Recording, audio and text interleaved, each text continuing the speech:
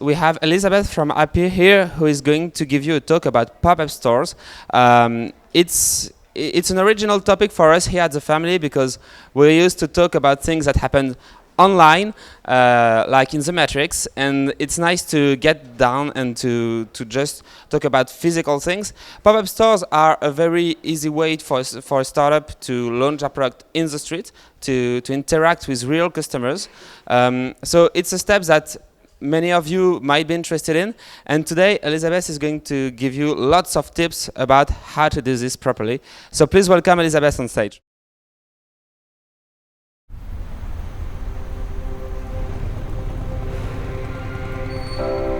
Having a good idea is easy. Making it happen, that's hard. So ask yourself, what did you make today? You wake up, you work hard, you do it again. Because it takes everything you've got to bring an idea to life. But there's a magic in having something that's yours like that. Something you've built. Something that's a piece of you. And along the way, you'll make mistakes. So make them count. You'll have your late nights, your lonely days, your fair share of letdowns, but they won't stop you. Because all great ideas came from nothing. They started inside your head, your heart, your garage. But inside is only so big. Out there's opportunity. There's space to show the world what your idea can do. Give your ideas the space to grow, and anything's possible.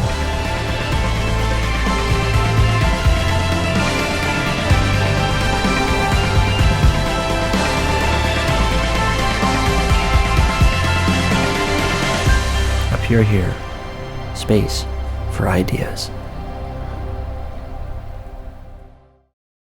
So what do we mean by space for ideas? Well, for Appear Here, space for ideas means connecting great ideas, like many of the ideas that probably a lot of you have in the room, with amazing spaces that could include everything from high street retail in prime locations, such as our locations in the Marais here in Paris, to shopping centers around the UK and France, to luxury destinations in London and Paris. And really, we tried to make it as easy as booking a hotel room. And by doing that, it's by putting everything online and making the process very simple. So you can make your idea happen very quickly. But what gets me most excited about Appear Here is all of the stories from the brands that have booked through us. So we have about 80% of the brands that book through us are independent brands, like many of the brands that are here in the room today. And we've learned a lot from them over time. So today I wanted to talk to you about 4 different ways our brands have used pop-ups. I wanted to give you a couple of learnings we had when we launched our own pop-up when we started coming over to France earlier this year. And then lastly, I'll just end with a few crowdsourced tips from our community and can continue to share more sort of after the presentation. But there's 4 main ways that brands use pop-ups through Appear Here. One is to test the market to see if their idea has merit and has demand. 2 is to connect to a moment, either something that's happening in a city or something that's really important for that specific brand. 3, creating an experience, really making a splash in an offline way. And then 4, having real-world relationships with your users and customers. So a couple of examples to highlight these points. So 1, testing the market. Here's an example of a French and British couple that started a vintage clothing company called Friday on My Mind. The two actually met at a crazy shirt party in Australia a few years ago, and they wanted to create a vintage shop that sold only wild t-shirts and wild shirts. The French guy in the couple thought that it would never work in Paris, that French guys only want black clothes, black t-shirts. So they decided to try a pop-up to test out the market. They did so in Paris and in the UK, and I guess he was proven wrong because their shirts sold out within the week of their pop-up. Since then, they've actually rebooked with us in Paris and in the UK. And actually last week were with us and Topshop in the UK at a market that we did over London Fashion Week. They sold out of all their shirts in the first day and had to restock quickly. So testing the market through pop-up really helped the two of them. Another example is Ed Foy, who's a young juice entrepreneur in the UK. Ed heard about sort of the juice cleanse and pressed juice concept when he was on a trip to LA a few years ago. He wanted to see if that concept would work in London, and he actually tested it in an underground tube station in Old Street Station in the UK. To keep it really simple, he actually brought in a bathtub, which you see here, filled with ice and his juices, and he was selling out by midday each day during his first pop-up. He's gone on to open 5 different stores and has concessions and Selfridges and great restaurants and bars like Chiltern Firehouse. Another way our brands have used pop-ups are to connect to a specific moment in time. So some of you guys might know Jamie Oliver. Jamie Oliver tends to do a lot of pop-ups with us and mainly around a specific event. So this one was for London Cocktail Week, which is really popular among sort of local foodies in the UK. What he did is he created a drink studio in an underground station, and he crowdsourced invites for drinks, requests for drinks through social media. He created the drinks, filmed it, put it up on YouTube, and he actually got 75 million tweets throughout the week. And he found that the exposure that he got from his pop-up and connecting to the London Cocktail Week was much bigger and much greater than he would have done through traditional advertising. More closer to home, this is the Morning Co., which is a French men's grooming brand. They actually booked this kind of cute tricycle with us leading up to Father's Day. They wanted to promote their giftable products to women and families leading up to the holiday, and were able to bike around Paris, stopping at markets and family-oriented shopping areas to promote their product line. The third way that brands tend to use pop-ups are to create an experience and really make a big splash that they can't necessarily do in an online way. This is a way to really bring your brand offline and connect to the consumer. So maybe some of you have seen Airbnb's pop-up here previously, earlier in this year, their Live Here house. So the Live Here house was in both Paris, the UK, and in New York, and they did it around the launch of their mobile app. And it was a way for them to really bring their mobile app to life as opposed to just having a product demo video. So in the Live Here house, it was a physical manifestation of their app.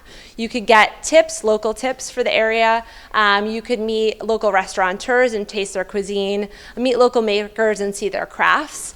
And even in the Paris one, there was a series of doorbells that you could hit on the outside of the shop to get local tips for the area, even if you didn't go into the store. So they were able to capture the attention of those on the street, as well as those that came into the shop.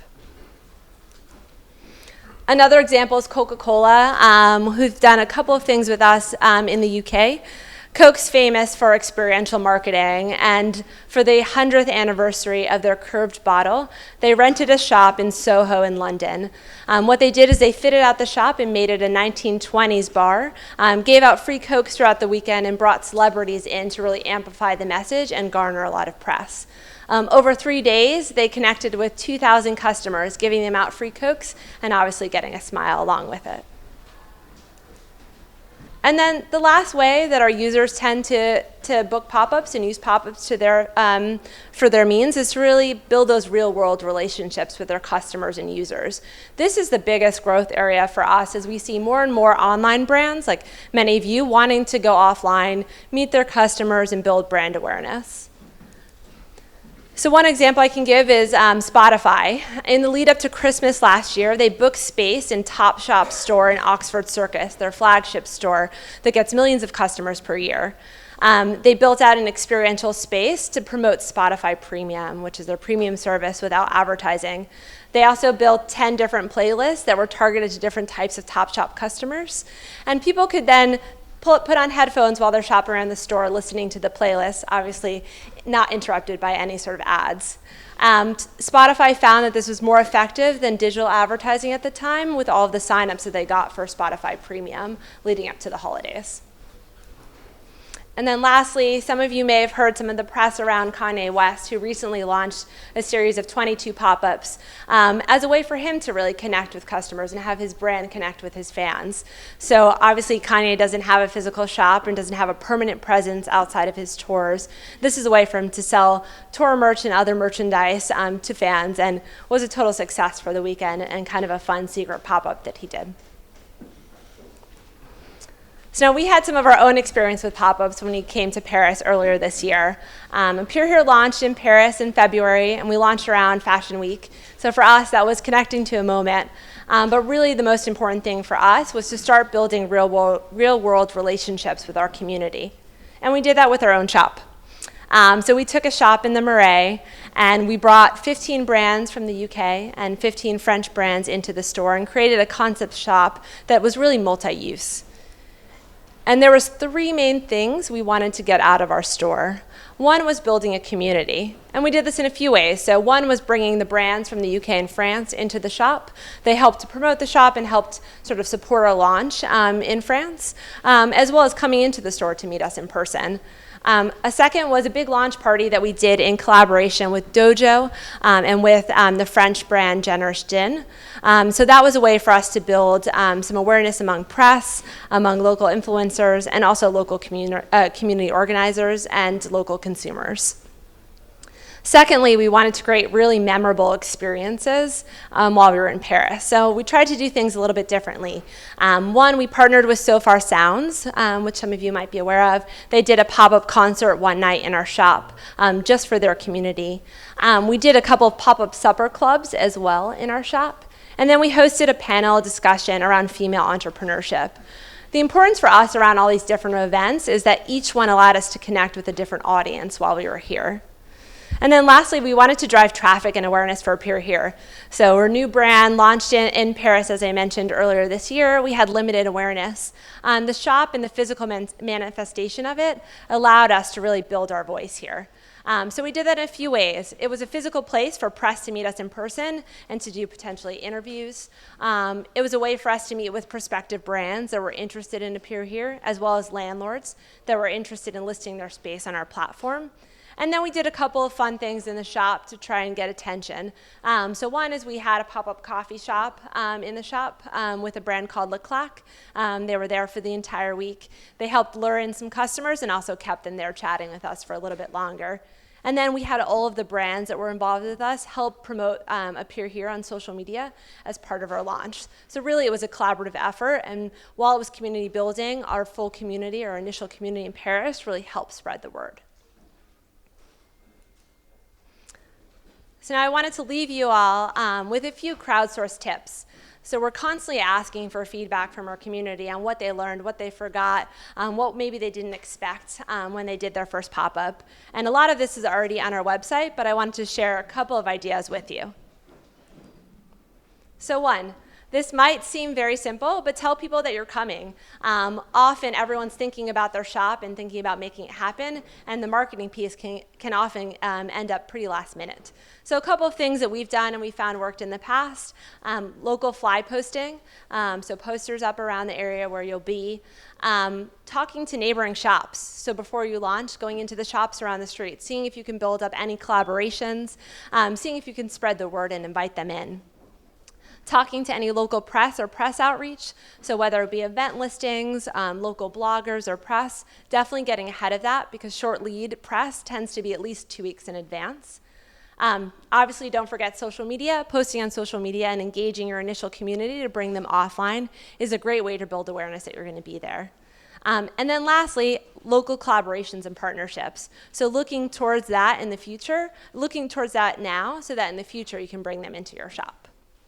Second is don't forget window displays. First impressions obviously count, and a shop is no different than a website in that you really want to make your storefront stick out and get in passersby. So a couple of things that we found really important. One, dynamic messaging on your site or on the store. So we put up, that's a good idea, on the top of our shop to try and pique interest as people walked by. But two, one thing to just really remember is the size of the windows. So we often find one of the biggest mistakes that brands make is they print out window vinyls or window displays that actually don't fit in their windows. So rechecking the sizes and talking with the landlords in advance is actually something really important to do.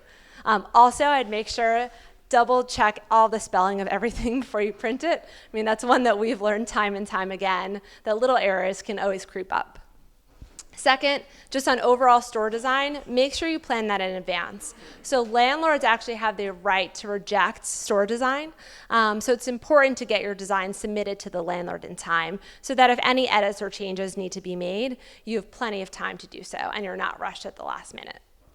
And then lastly, I call this like the missing package. So something's going to go wrong. And a shop is no different than launching something quickly or launching a business quickly. You have to be nimble and react quick.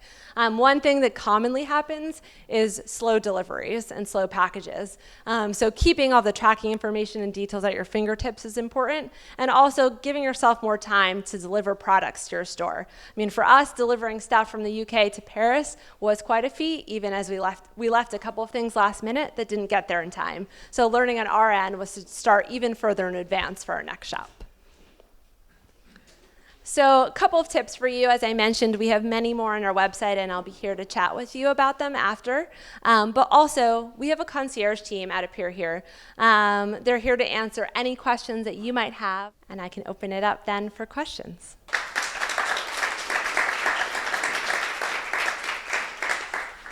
So the question was, what's the price of the stores? The price of stores varies, and it's set by the landlord. We'll often give recommendations based on stores that have been booked in that area, but it's set by the landlord, and we have a range of spaces because of that. So we do everything from shop shares, where you can rent a space within a shop. We do concessions. So in the UK, we actually power concessions within Topshop and soon Liberty. And then we also do markets. So those would be on the lower end. And then at the high end, it's ranging from bigger retail spaces in the Marais or in malls. Beyond the shopping itself, can you give a kind of range price for all the budget for the merchandising, the design, the shop design, all that? Yeah, I mean, you can do a shop fit out in a very cost-effective way. I mean, we did so on our end for a few £1,000s, plus the cost of vinyls. And our team did all of the setup as opposed to hiring a digital team. So we did a couple of things to make the shop fit out inexpensive. Furniture from IKEA, using wooden slabs as decoration or for signage, getting vinyls done locally, and then painting the shop ourselves. I mean, even just painting some of the walls dark gray, really were able to set the mood for our shop and do it in a cost-effective way. And I think for us, as being a startup like many of you, putting together our shop was a full team effort. So we were all there the few days leading up to the shop, setting it up, as opposed to hiring a team for fit out and design. So I mentioned as easy as booking a hotel room. So the question was, what's the time frame from A to Z? So it takes about 3 to 6 days to book a shop. On average, it takes 3 to 6 months. So we definitely make that exponentially quicker. I would say often you can get into your shop about 2 days before, but you have to work on that with the landlord and plan for that so that you have time for the fit out. So we have people that book shops and are there next week. We have people that'll wait about a month or so, depending on their store designs. You're able to, through Appear Here, book pretty far in advance for your shop if you want to have that longer lead time. But if you want to book a market stall and get up this weekend, that's fine as well. I think I mentioned earlier we did a market with Topshop this past weekend for London Fashion Week. We booked everyone in the week before, got them in, helped them with the setup, and so it was about 6 days from booking to getting into your market stall. Yeah. I'm curious about airport pop-ups. Can you elaborate on that if you do that, or sure. What's your experience with those? We don't do that yet, but stay tuned. We're working towards that. I think there's a really big opportunity for creating very interesting content in airports. When we work with landlords, a lot of the discussions we have about aren't necessarily just increasing their revenues, but it's also creating content and a reason for people to come back and to really explore their spaces. So airports are a really interesting one in that they want to engage and create content for all of the visitors there. They want to create a pleasant experience. I think in some ways there's parallels to the work that we've done in underground stations, that they want it to be a memorable experience because of a positive thing, not because of a negative thing. And I think airports are the same way. So yes, we're in discussions with some of the airports and sort of stay tuned for that. I have a question. You were talking about your community. Does that mean at every event you're organizing, you're sharing your community, or how does it work? Like if it's a separate brand that is having a pop-up, what is the interaction? Okay, so are you saying that if a brand books a pop-up through us, do we share it with our community? Yes, we do. So we do a couple of things, and editorial and events are a very important part of our brand. So we host our own events on a monthly or bi-monthly basis, but we also promote events that our brands host and promote their pop-ups. So we do something we call Top of the Pops, where every week we promote pop-ups that are happening in the UK and France. That are from members of our community. We also promote them on social media, over email. We have editorial photographers and copywriters that photograph all of the stores, post it on social, post it on our site. And we also interview a lot of the brands that have booked through us to build success stories and case studies. We've actually found that 40% of the brands that book through us first read some of our case studies, so we know that having that experience and sharing those stories really helps to inspire. So yeah, if you booked through us, we would definitely be able to. Yeah. Do you also cover, let's say, very flexible pop-ups, for instance, a place where you come with your secondary activity from, let's say, 9 to 5 o'clock, and then you give it back to the primary activity in the shop?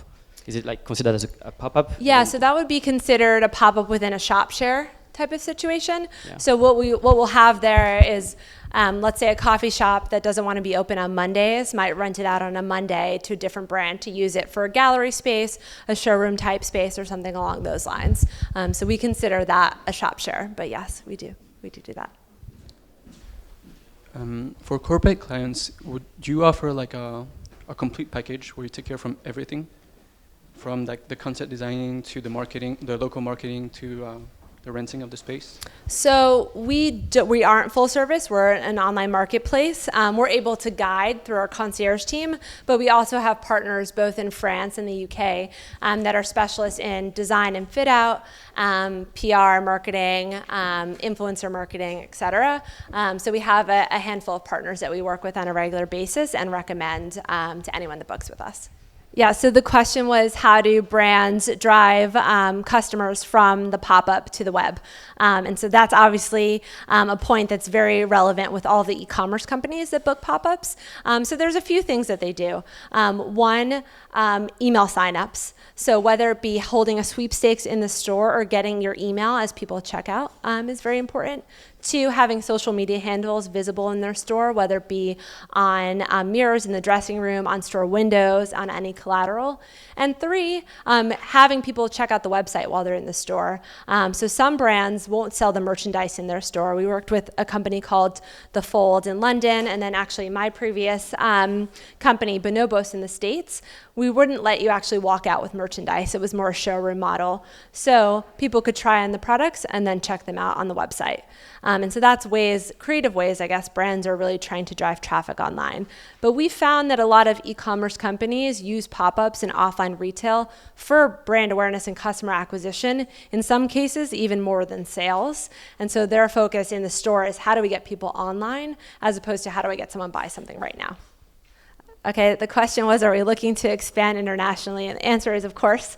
So our mission is to have a global network of spaces in the best retail cities around the world. So really anyone with an idea can make it happen or make it travel. So for us, that means being in London and Paris, eventually expanding to New York and beyond. And so yeah, international is definitely on our radar, but goal is first winning it in the UK and then winning in France. Thanks.